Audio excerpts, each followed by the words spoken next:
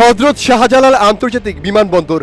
গাড়ি থামলে কিছু লোকের আনাগোনা, লাগেজ হাতে নেওয়ার সুযোগ নেই। এর আগেই ঘিরে ধরে কয়েকজন। র্যাপিং লাগবে বলতে বলতে শুরু হয়ে যায় কাজ। নিজের স্বপ্ন আর পরিবারের আশায় হাজারো বিদেশগামী প্রবাসীকে পড়তে হয় লাগেজ র্যাপিং নামের অতিরিক্ত টাকাদের চাপে।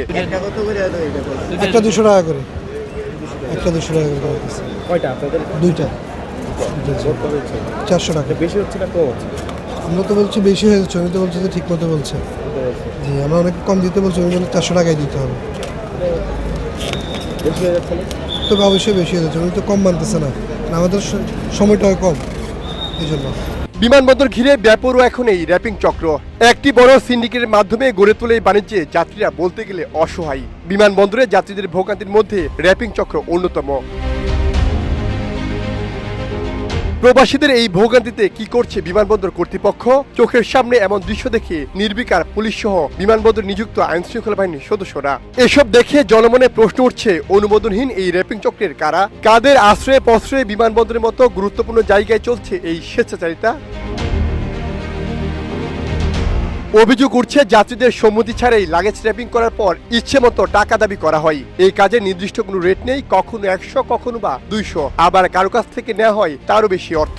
সময়ের চাপ আর ঝামেলা এড়াতে বেশিরভাগ যাত্রী বাধ্য হয়ে টাকা দিচ্ছেন। অনেকে আছে এমন করে হয়রানি করে, বলে না এত টাকা দেবো ভাই। তারা প্রথমে আসে প্যাকেটিং করা শুরু করে, পরে বলে 250 লাগবে, 500 লাগবে, 300 লাগবে, 200 লাগবে, 100 লাগবে, এগুলো বলার পর তো আমরা দেওয়ান লাগবে। প্যাকেটিং করে ফেললে তো দিতে হয়, না দিতে পারা যান এই আর। ঘটনাস্থলে কথা বলতে গেলে একজন র্যাপিং কর্মী ক্যামেরা দেখে সরে যান। পরে সেখানে থাকা আরেকজন র্যাপিং কর্মী বলেন, কেউ 100 দেয়, কেউ 200 দেয়, আবার কেউ 500 দেয়। মানে হজযাত্রীকে রেপিন লাগে না, এটা আমরা যেটা জানি আর কি। হজযাত্রীকে ছাড়া আমরা অন্য দেশে যাইতেছে না, এরা মনে জিজ্ঞাসা করতেছে ভাইয়া রেপিনটা করাবে। যাত্রীদের দাবি, বিমানবন্দরে এমন চক্রে লাগাম টানা জরুরি। তা না হলে প্রবাস যাত্রার শুরুতেই বাড়তি ভোগান্তি আর অর্থ ক্ষতির সম্মুখীন হচ্ছেন হাজারো প্রবাসী। সাইমুল হক খান, বাংলাদেশ মিডিয়া, ঢাকা।